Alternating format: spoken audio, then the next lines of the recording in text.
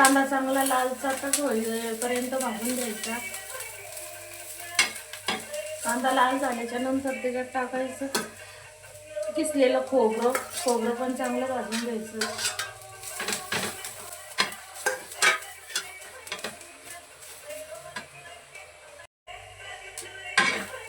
खोबरा आणि कांदा चांगला भाजून घ्यायचा। खोबरा आणि कांदा चांगला भाजल्याच्या नंतर टाकायचे थोडे फुटाणे, काजू, 1 कांडी लसण, याला पण चांगलं भाजून घ्यायचं गरम तव्यावरती।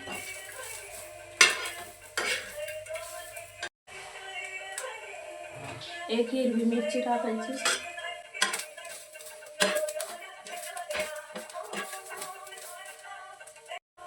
थोडी कोथिंबीर टाकायची,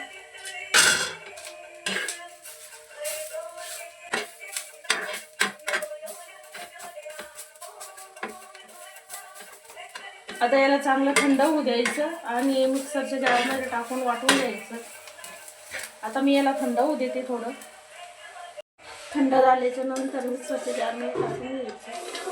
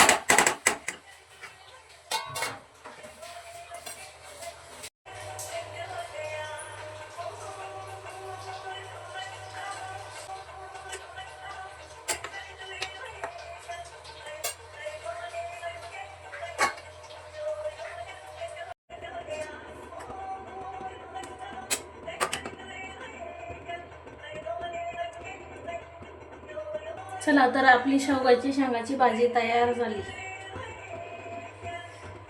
हे बघा, आता तुम्ही ही भाजी पोळी सोबत किंवा भाकरी सोबत पण खाऊ शकता।